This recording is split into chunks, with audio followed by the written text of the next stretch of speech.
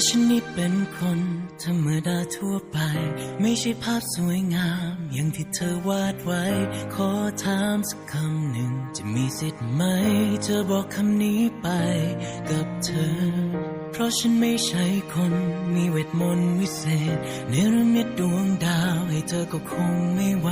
ที่ฉันพอทำได้คือเอ่ยคำนี้ที่เก็บไว้ข้างในนี่คือสัญญาที่มาจากหัวใจก็ไม่รู้จะเอ่ยคำไหนได้ดีกว่าสี่พยางค์ที่ฉันจะขอพูดไปรักเธอคนเดียวแค่ตรงนี้ในใจของฉันมีคือรักแท้เธอทุกนาทีที่เธอช่วยรักมันไปได้ไหมรักเธอคนเดียวแม้จะดูเป็นคำสั้นๆคำหนึ่งเท่านั้นแต่ว่ามันจะยาวนานแสนนานตราบที่มีลมหายใจขอให้เชื่อใจฉัน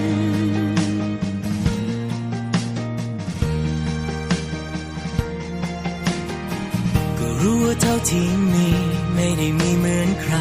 รู้ว่าเท่าที่เป็นไม่ได้เป็นเหมือนฝันที่ฉันพอทำได้คือเอ่ยคำนี้ที่เก็บไว้ข้างใน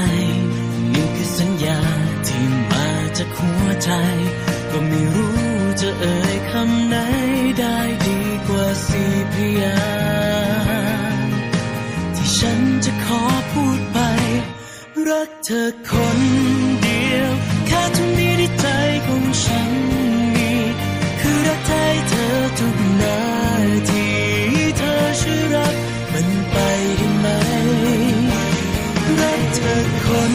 เดียวแม้จะดูเป็นคำสั้นๆคำหนึ่งเท่านั้นแต่ว่ามันจะยาวนานแสนนานตราบที่มีลมหายใจ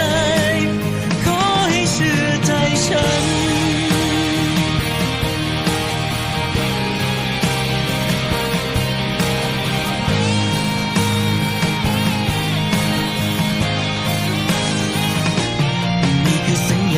ที่มาจากหัวใจก็ไม่รู้จะเอ่ยคำไหน